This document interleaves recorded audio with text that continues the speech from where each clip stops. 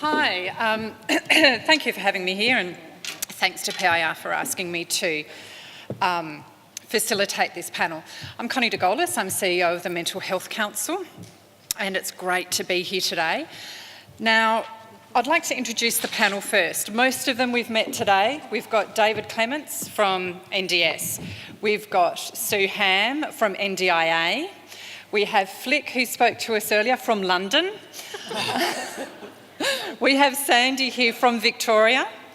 And on the end we have Judy, and we haven't had a chance to meet Judy, but you'll get to know Judy better tomorrow as she's one of our speakers. Judy's here from Canberra, but we're going to forgive her for that because technically it's Queanbeyan, which is actually in New South Wales. It's on the other side of the border. And Judy's actually a carer, and she has a son who's 34, and has gone through the process of is going through the process of actually being registered with NDIS. Reluctantly. So we're going to hear more then. So that's fantastic. Thank you so much, all of you, for being willing to take part in this. And also to acknowledge that this is always a bit of a challenging process because this isn't scripted. So special note to the people here who are willing to have an informal but very public conversation, and also that we may not get all the answers or for things to be really clear for us, but that's okay.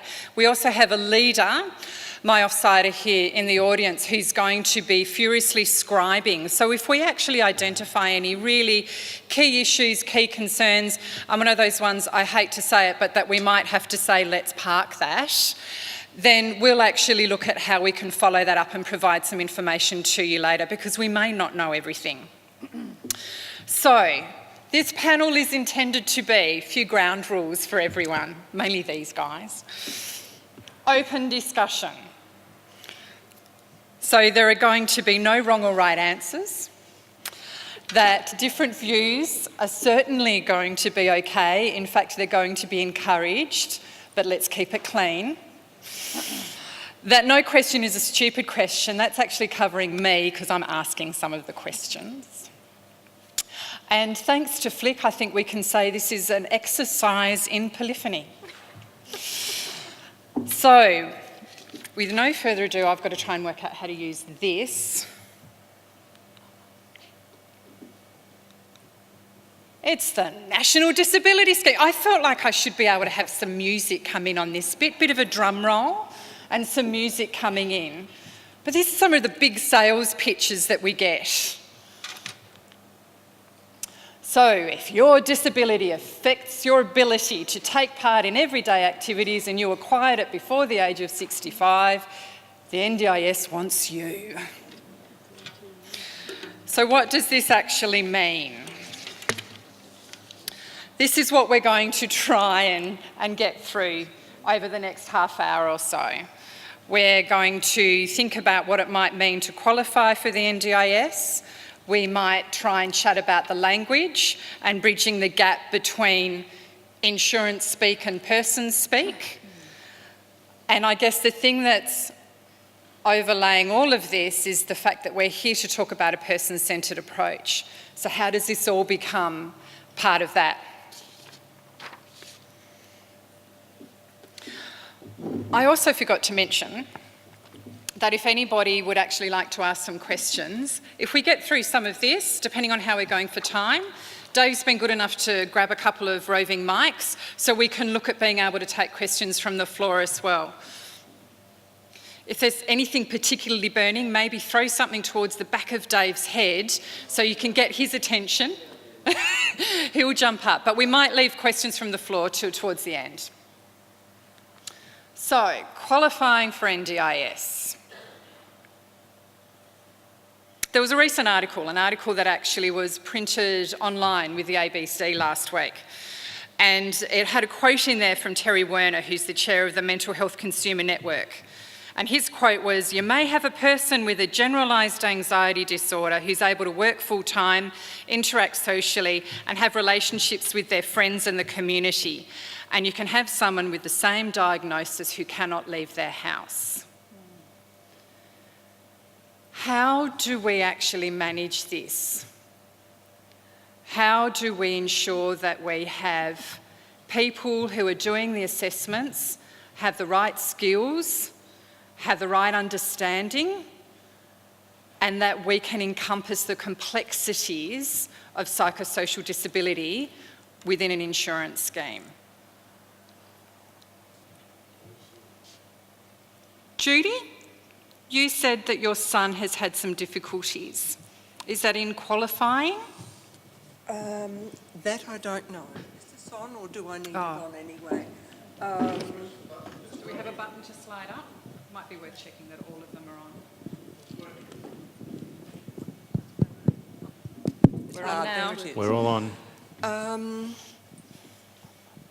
Yes, he's been with Partners in Recovery, and I think my problem is that Partners in Recovery has been hugely successful for my son and very much for me also. So I am having a real difficulty losing something that I've never had, which has been fantastic.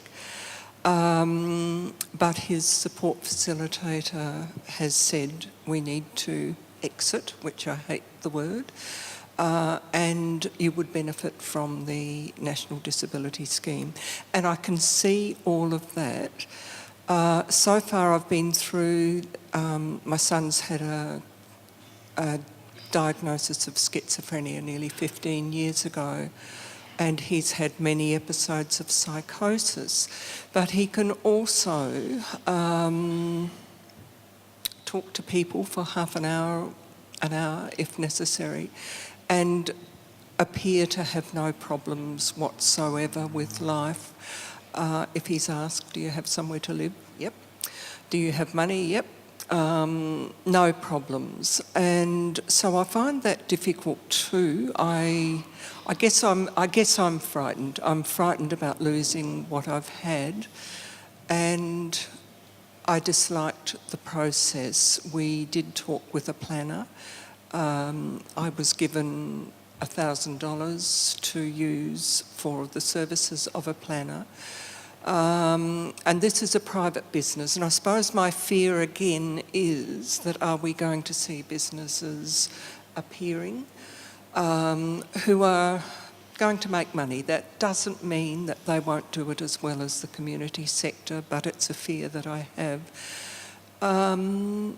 I was there for the first session, the pre-planning session, and it was difficult. The first difficulty was for me to helping my son fill out the form, was having to say that I expect this to be a permanent disability. And it led on to other problems. Yes, I'm struggling with it. I have to accept that it will make a difference in his life. And when I said to him, I am hating having to put this down, when you have made such steps towards your recovery, and I'm having to undo this and say how bad it is, and he said, yes, but my support facilitator says I have to do this. So, and because he loves her to bits and she has done amazing things with him, he will do it. But is that all? I forgot the question. There's no right or wrong answer. Okay. And it's great. Thank you for that experience. So, Sue, that's an interesting one. So Judy's really brought up this concern with change. So some people are going to be looking at, in order to have continuing supports, NDIS is going to be the option for them. That's going to mean potentially analysing their state or their, where they're at that point. I'm guessing it also is going to mean guessing where it might be in the future, and that's an interesting one with psychosocial disability. But how do we manage this change so that it's moving in the right direction for people? Thanks for sharing your story, Judy, and the story of your son. I guess I'll just go first to the issue of your son's current Partners in Recovery provider making a choice not to continue and to exit. providers are going to have to make some of those choices.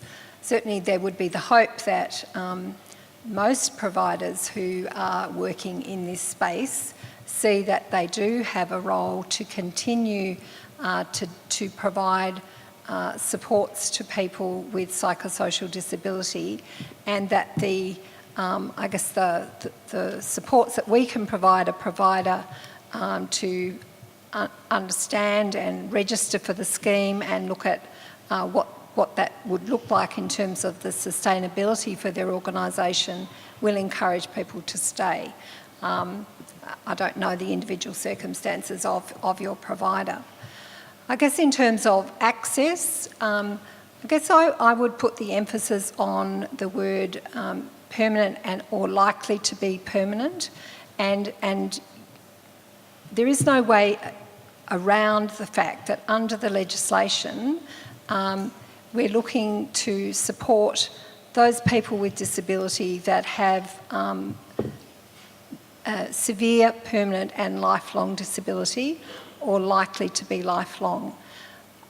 Once you've got access to the scheme, the focus on functional impairments and looking at the planning that would be undertaken with the participant, with their families and carers and trusted others, is really then moving forward into, I guess, an alignment with recovery, recognising that the plan really focuses on people's aspirations and goals over their lifetime, that we can start to address and provide the funded supports in a way that's more flexible than perhaps some block-funded arrangements currently. So I'll just preface this comment with acknowledging that many of the decisions that are going on in terms of the scheme's full design and then its implementation are being made at a national level. That's hopefully so Sue doesn't thump me in the arm for what I'm about to say, which is, whilst we also are very open and quite keen to see a number of new providers come in to increase the options that are available for people who are participants in the NDIS, at present, the bare fact of the matter is that the pricing schedule for individual supports have been costed on industrial award levels that most mental health providers currently are paying 2 or 3 levels above.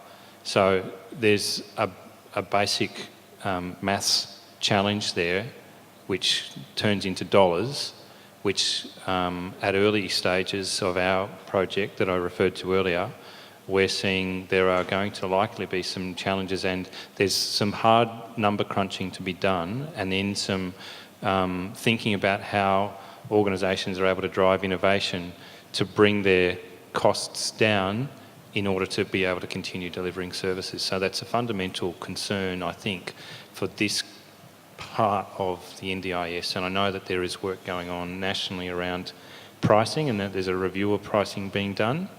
I don't have any vision at present on what that might look like for services that are supporting people with psychosocial disability, but it is an important consideration.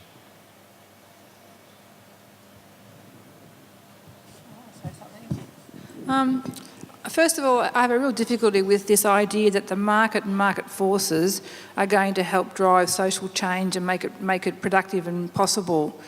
I have difficulty with, I mean, this blind faith in market forces is everywhere in our society now, and I think it's a scourge that we have to live with. Secondly, I sort of wonder, is a scheme like the NDIS going to pick up people who are living in boarding houses and on the street? If they have no one to advocate for them to do the paperwork, as in Judy's case, what's going to happen to those people in the NDIS? Will they get services? Will they won't get services? What will happen to them? And as I said in my talk, I can just see some big wide cracks opening and people falling through them big time. So that's my issue. And of course, the idea of episodic illness is an issue as well. So if you're okay for 5 months of the year and then you have a meltdown for the next 5 months, do you access the scheme? Do you get turfed away from it? Do you get it again? How do you keep it going when you aren't having a permanent disability but you have an episodic disability? What happens then? So I've got a few issues with this notion, but I think for me it's the market-driven thing that we have, which I think just gets right up my nose, because for me it flies in the face of all things to do with helping people, each other in a collective way. So that's all I can say, I think.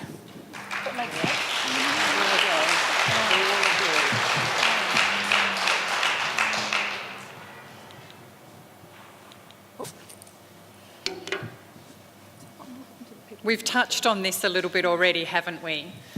Around the language, around the idea of something being permanent in order to qualify. And Sandy's just made a really strong reference and an important one, which is around episodic. And it's one of the questions I have myself as well, not sure about other people in the room. When do you look to qualify when you have an episodic illness? Are you meant to do it when you're well? And as Judy's inferred, then you might not qualify. Or are you meant to do it when you're unwell?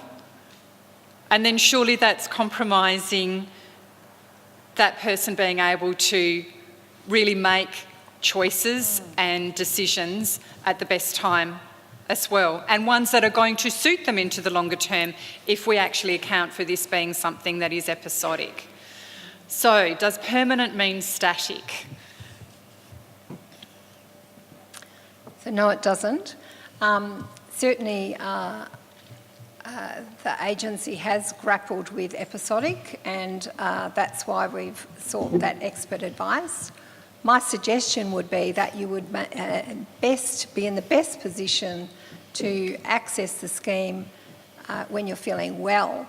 When you're looking at the range of information that the agency would want to look at in terms of making an access decision, will provide the background around the functional impairments of your daily living and how that changes through a period of time. As I said, if you assessed and can access the scheme, then it's a lifelong journey with the National Disability Insurance Agency. So that means that when you're well, your funded supports may reduce because you don't need those supports in order to go about your business, to live your life. But when you're unwell, those funded supports can remain in place or be there so that you can access them when you need to. Understanding that there's been various rollouts in different states, can you point to where that's actually happened in practice and how well it has actually happened in practice? We had Brian and Paula, but that was really talking about a moment in time which wasn't about a period where she may, for instance, Paula may have ended up having an episode where she was needing higher care or supports at one point. So do you have an example where you've seen it work and work well, or that it's at least been put into practice to know that that level of responsiveness is there? I don't have a specific example today. My observation from across trial sites would say that we've got some good practice occurring in Western Australia and also in the Hunter trial site. And so part of what the agency is doing to build our knowledge and expertise across the agency is that we have a community of practice that brings together our planners and staff that have done particular work or worked more with people with psychosocial disability accessing the scheme to share their practice and share their knowledge. I could park that we would come back with an example of where we've seen people with episodic illness where that's worked well, and I'd be happy to do that. Thank you. Can I just add? I just spoke, and I don't mean to be negative, Sue, because I am going to persist with this, but I'm having a few problems. Some of the questions that the planner asked or suggested was, well, we can get somebody in who can clean your house. There is no way on earth that my son will let anyone come into his place. That's his place. He cannot cope with somebody touching his things or his property. That would be totally impossible. She then talked about perhaps getting somebody to make your meals for him. So he's going to university now, which is fantastic. There is no way on earth that he would allow anyone to touch food. That's just something else he can't deal with. Are these the questions that he will be asked by an assessor? How well, I suppose one of my concerns, this is a question, how well trained will the assessors be in these sorts of issues which are so different from a physical disability, which you can look at, which you can measure, you can get an occupational therapist. How are you going to, I suppose, assess people like my son who have severe mental illness? It is episodic, but he has very particular things that just would not be possible. So how is the scheme, I guess, going to help him to manage his life, to keep him at university, to then go on to lead a very contributing life? These are sort of real questions, and they're my concerns and the concerns of a lot of carers. I'm speaking on behalf of a lot of carers here. Sure. Thanks, Judy. There's a few things I can probably say. So I think I would like to start with saying that when you first access the scheme and you have your first planning conversations which look at the goals that you're seeking to achieve with your life, that's where we then look at matching the sorts of supports that might help you to work towards achieving those goals.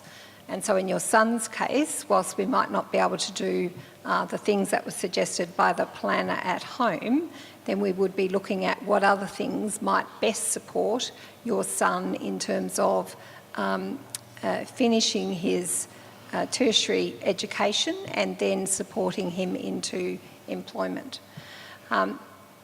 We have to start with where the person is at, and we need to acknowledge and recognise that, but we also know that this is a journey, and again it's lifelong, so people's goals and aspirations will change, and that those plans are regularly reviewed, and so that provides opportunities over time.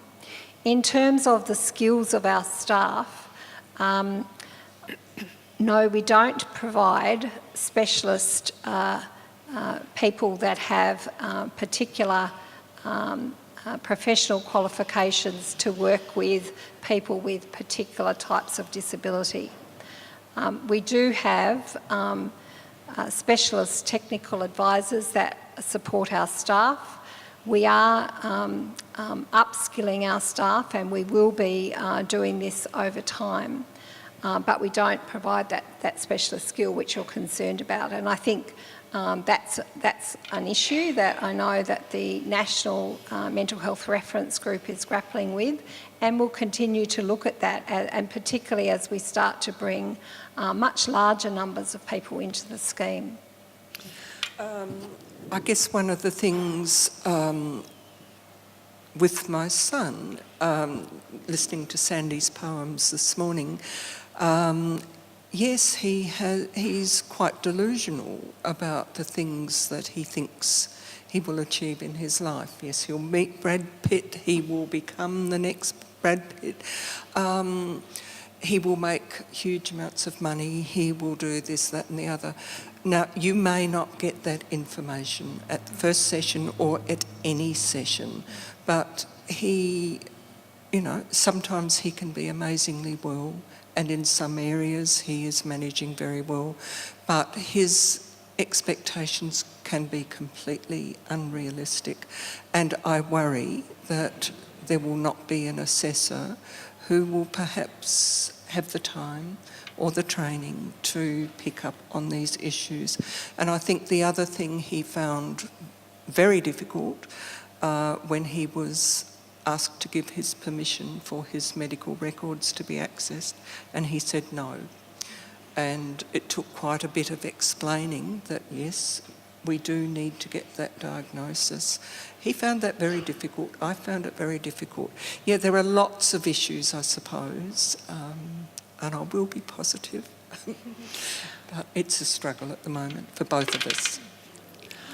So that I was about to come to you, Flick, because one of the things I was thinking, so earlier, Sue, you said that there's acknowledgement that there's a support network surrounding a person and that they can be part of that process when it comes to NDIS, which brings me to Flick, because it makes you think about that open dialogue type model and approach and whether there's a place for that within the process of NDIS and for people most certainly transitioning towards NDIS. What would your response be to that, Flick? I actually have to be honest, I'm really glad I'm leaving the country for about 18 months because this is just, it does my head in, like actually thinking how this is going to happen. It is so complex, and some of these issues around like how you actually go through the process, I wonder how many people drop out because the process is just too difficult. So in that sense, I'm actually really glad that I'm not going to have to.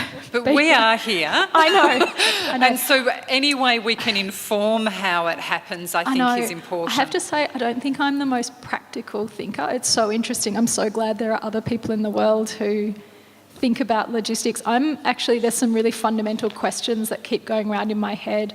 On the slide that said, if your disability affects your ability to take part in da-da-da-da-da, I come from a sociological background, the social model of disability that says it's often not the disability that does that, it's the economic situation, the social barriers, lack of support, all these kinds of things. And I think, for example, if I didn't have money to pay for private therapy, I don't know that I'd be alive. Like, I really mean that. I actually can almost guarantee I wouldn't be because the amount of money I've had to spend to get support. And so I think about the class dimensions of this, that actually a lot of this is about supporting people who don't have money to be able to buy things on the free market. But I don't think we name that. We just kind of make it seem like it's the disability that's causing it. And it's like, no, there's all sorts of environmental considerations that I think are really complex. And I've actually started dot pointing some things, so I'm just going to do a little bit of a rant. This idea of what your goals are and what's reasonable. Some of my absolute heroes in the world were told in their early 20s that they had a lifelong disability and that they should not aspire to pretty much anything. And some of the names are Kath Roper, who's now 14 years has been a consumer academic, and she's now working in Galway at the moment, working on supported decision-making on an international project. Mary O'Hagan, if anyone's seen her documentary, she says it's a 5-minute clip on YouTube, if she had told her psychiatrist when she was 20 that she was going to be, that she was going to advise the UN, that she was going to be a New Zealand mental health commissioner, that she was going to be the president of an international network, that they would have upped her antipsychotics. And I'm completely serious about this. Sherry Mead, who created intentional peer support, similarly was told she had her children taken away from her. She was told, you cannot, you will not be more functional than you are right now. Who else have I got? Olga Runciman. I don't know if anyone's heard of her. She's the chair of the Danish Hearing Voices movement. She's now a psychologist. She is passionate about, she lost 15 years of her life to this pessimistic attitude. But the thing is, who knows? Like, we actually don't know when someone says, I think I'm going to do this. maybe they're completely, that's actually not what they're going to be. They're going to have some other life path. We just don't know. But I think that this system there's a perverse incentive to see yourself as dysfunctional so that you can get support. And in fact, there's a perverse incentive for everyone to see you that way. And what it reminds me of is the current system where you often have to be severe to get any help. And I remember thinking, what kind of overdose do I have to take so that they'll give me support, but I won't die? And I mean that really, and I've heard several other people go through that process of how bad do I have to be before anyone takes me seriously. There's actually a perverse incentive to come to believe that this is lifelong, because that's how you get support. It's like, if that's your choice, I think there's a really perverse logic. And the last little rant I was going to make, this thing about marketing, and it reminded me of the McSanity. And I think about how many people eat McDonald's because it's what they can afford. It's good advertising. There's no nutrition in it, though. It doesn't actually sustain you. And I really do get scared. And with this idea of, that the market actually is driving a way in which the substance is, and for professionals who are highly qualified, have a lot to offer, and are either going to have to work for less or are going to be replaced by people who have less sort of nourishment in what they're doing. Not to say that just because you're lowly paid doesn't mean you don't have a lot to offer, but I think there's something, cheap food, it's that, I don't know, the McSanity really kind of... It's the McSanity thing. It's the McSanity thing. We've reduced everything now to the market forces, and so health has been reduced to market forces. And I do think it's hijacking the idea of what actual quality of recovery really means to us and what it should be. And it shouldn't be about how much you can afford or what you can't afford, or how you can purchase a service to help you, or all this stuff assumes that you have people around you to help you to do the bloody paperwork. So I sort of think that we have to go beyond seeing things as an economic transaction. It has to be about quality, and about the integrity of the person and what they're dealing with. And I think we're sort of forgetting this in the whole market force thing. And in terms of people achieving things, I was told that I would do nothing in my life. If I said to the nurses, I'm going to have 7 books of poetry published and a memoir in 1976 when I was in Larundel, they would have said, you're having delusions of grandeur, take more drugs. And in fact, I didn't see myself what I would achieve. For me, it was a surprise too. But the point was, we aren't all dead losses. We aren't all have to say we're never ever going to recover in our life to get services. We shouldn't have to say that. It should not be the way it is, because that demeans you as a person and it kills your spirit.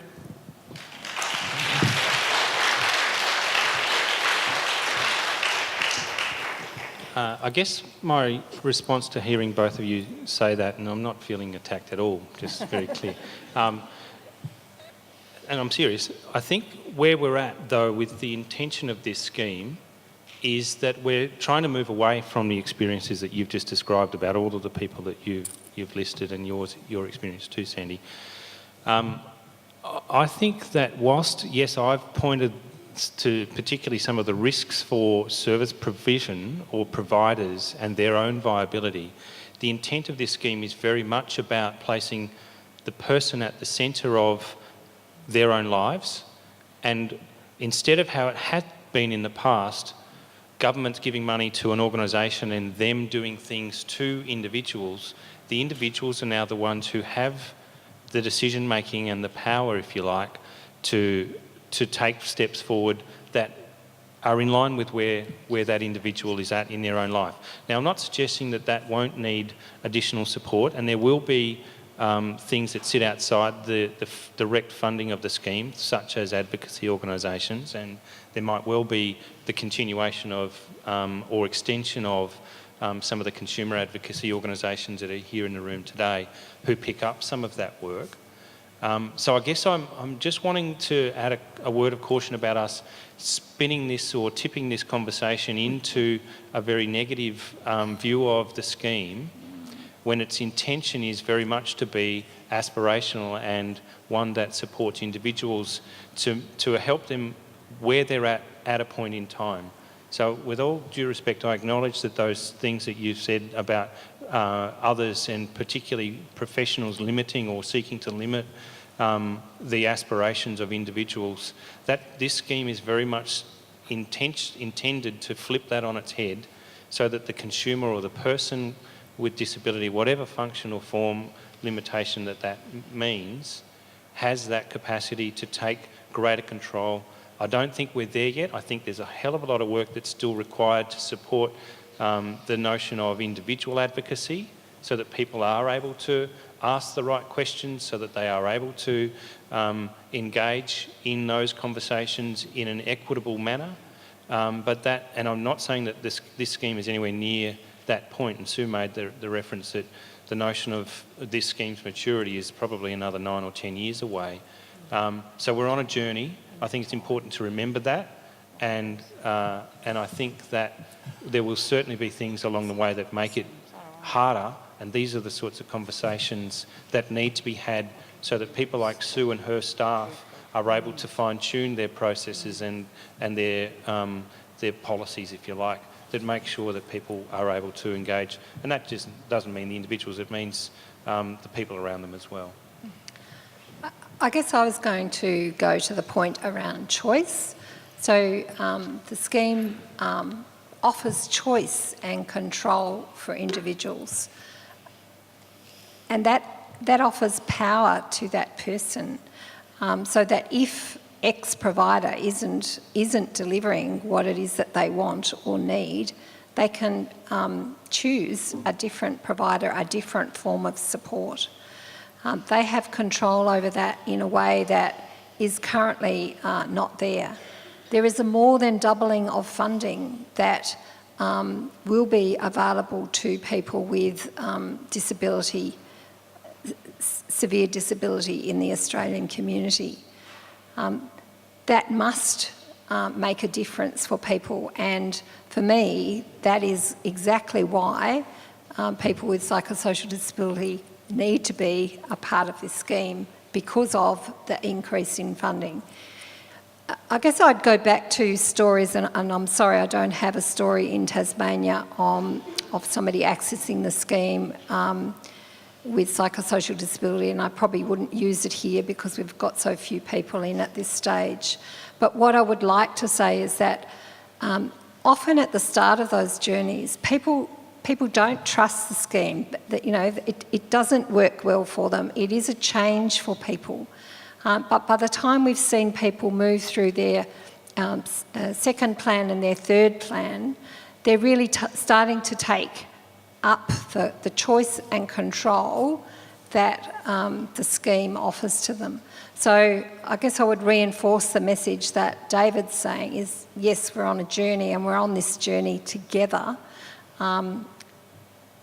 We've got to listen to consumers, we've got to listen to family members, so that we can make this work for people with psychosocial disability.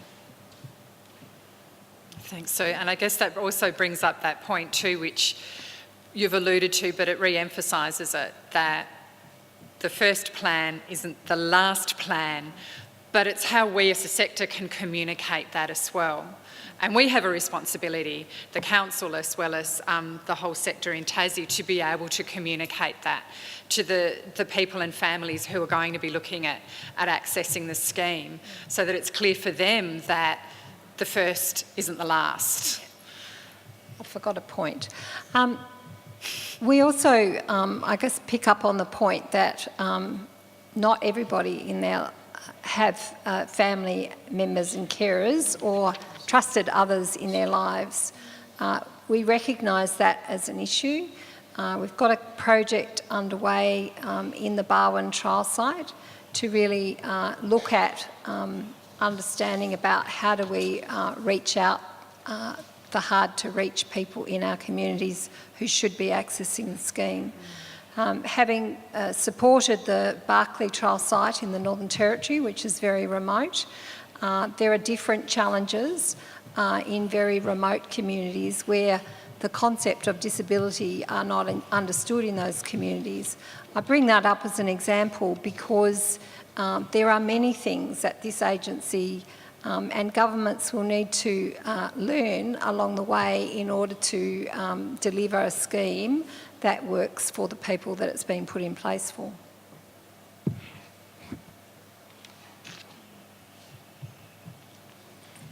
I think we've covered this one with personal choice. This was the elephant in the room.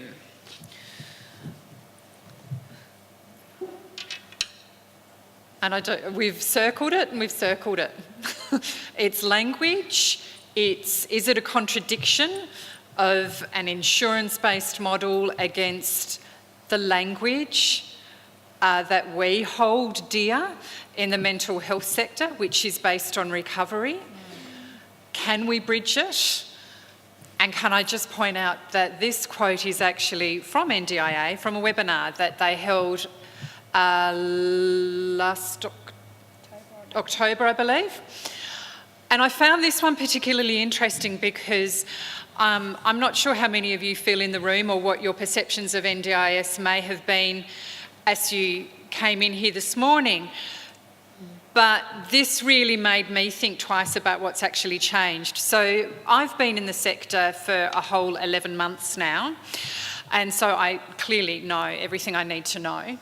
And one thing that I've noticed is how the dialogue has changed, even just over the last 12 months, around NDIS, and particularly around the debate of mental health being included in the scheme, around definitions for psychosocial disability, criteria and language.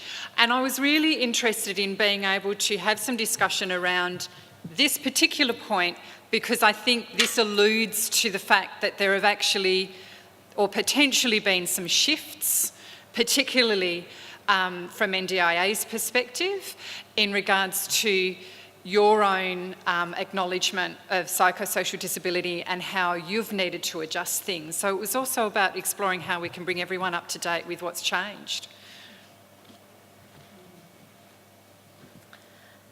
Thanks, Connie.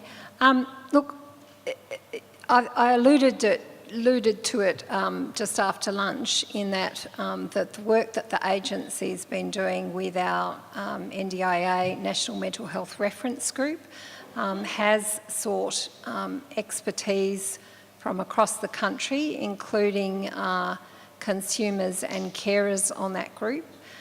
They have undertaken a range of projects that have looked at the issue of access, the issue of language, the issue of how our catalogue of supports, in terms of how we put funded supports into people's packages, doesn't fit naturally with the language that's used in the mental health sector. We are very close to seeing, I guess, some outputs from that work that will see some adjustments to our access process, which we believe will make a difference, that there will be a set of materials that will support providers such as Partners in Recovery workers, working with people to support people accessing the scheme. So whilst I can't give you anything more concrete than that, it is coming very soon, and the agency is working really hard to have some of those in place by the 1st of July. And noting that we will need to continue to change and improve our processes and supports as we move along this journey. Thanks, Sue. Sandy? Interested from your perspective, and perhaps from Judy as well, this quote from NDIA talks about a non-linear journey. If we took the focus for a minute off NDIS and looked at current services, if we think about how things are block funded and how the sector responds in regards to providing supports for you or for people you know or for your son Judy, how do you think the sector currently responds or accommodates a non-linear journey? Why don't you go first, Judy?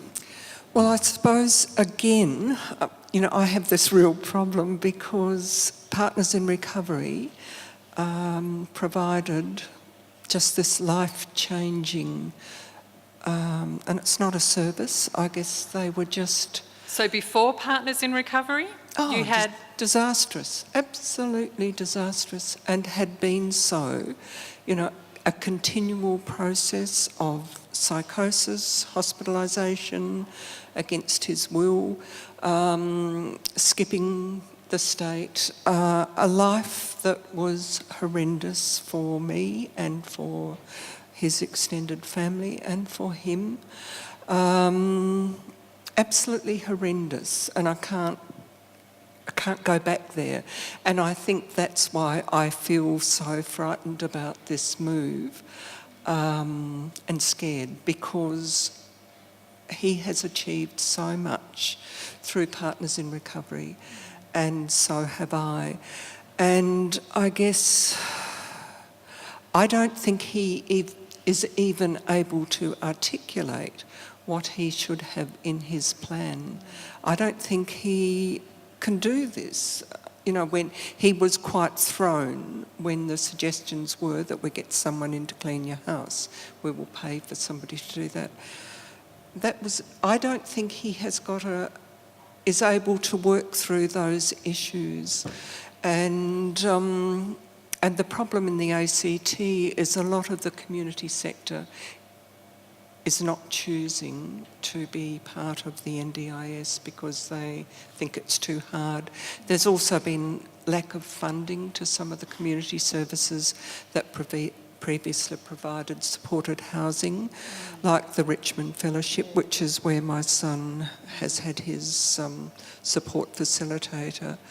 So I suppose, I'm not a very fair person to talk to, and I don't mean to be so negative, Sue, but it's just the change since Partners in Recovery in all our lives has been just so dramatic, and I can't see that, I hope I'm wrong, I can't see that happening under NDIS.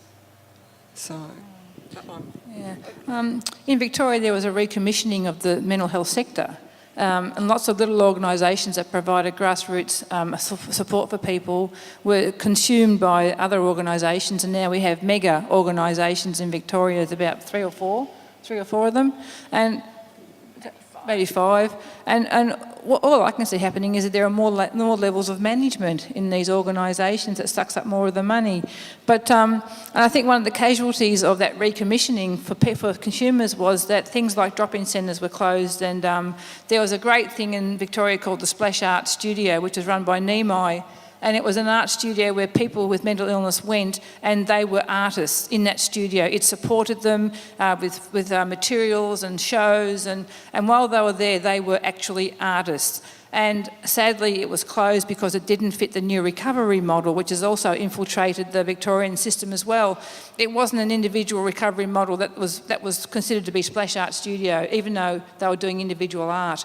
So I think there have been problems with the recommissioning of the sector, and also with the somehow getting to this notion of recovery being the personalised journey that people take, and you only fund a personalised recovery journey. And I think that's been problematic for a lot of consumers who wanted to have space with their comrades, not to be sitting in their home doing their personal recovery. So I think things look like, to close Splash Art Studio was an absolute travesty of justice. It was the most disgusting thing to do because it was fantastic, but it didn't fit the new model. I don't know where those artists are now. I don't know what they're doing. Have no idea. But I don't know, I'm not an expert on this. I've done my own recovery sort of stuff with my own team. I've sort of lived out of the system a bit, and I'm in the private health system for hospitalisation. So I'm blessed to have the capacity to do that. But I know a lot of my mad comrades are very unhappy with the way the recommissioning of the sector has gone and what has happened to the places they used to go to. So I don't know. Recovery is fine, but I don't think everyone has the capacity, I'm sorry to say this, Flick, but not everybody has the capacity to actually fulfil that particular model to the extent to which it has promulgated. And I sort of think that we have to take into account that some people struggle and will always struggle, and we can help them as much as we can, but we mustn't blame them for not recovering when they don't recover into the way they're supposed to. I don't know. What do I know? I know bugger all. Sorry. Thanks, Sandy. Thank you, everybody. We've run out of time for questions. I have one up here. I'm not sure who it was from, but I can say, I'll do a David and plug for the workshop that we're running after afternoon tea, which will actually look at this type of question, which was what options are available for people who either don't qualify or who choose not to apply. So that's the type of thing that could be discussed in the workshop. I guess I'm thinking of some takeaway messages. I think a takeaway message that I have, just to wrap up, and it certainly touches on what David's talked about, is there's a little bit of an irony when we talk about NDIS as a national scheme, because it is different in every state at the moment. And Sue has also alluded to there will be catch-up before we can really say this is what a national scheme looks like. And there are going to be different factors that impact on Tasmania, that have impacted on Victoria, and certainly on Canberra and New South Wales, depending on which side of the border you're standing on, Judy. But I think there is an opportunity for Tassie. I think that there are things that we can take as real advantages, that we are a small island that does have the capacity to work closely together. I was saying to someone in the lunch break, I don't think I've ever come into a sector that has such good intent on wanting to see change and wanting to see it happen in the right ways. And we're lucky to have one NDIA office to deal with. We've got one health service to work with, and we've got one primary health network. So if it should work anywhere, the Pollyanna in me says it should work in Tassie. But I think it's also great that we can keep in sight what happens elsewhere, so that sometimes we might say that isn't what we want to do, but we can also learn from where it's worked, and if we can see some examples which looks at where some of these things have worked in practice, then that's great too. Thank you very, very much to the panel. You were put on a hot spot under lights. And not really knowing what you might be asked. So it's greatly appreciative, and thank you so much for your time. And we look forward to continuing the conversation in many different ways. Thank you.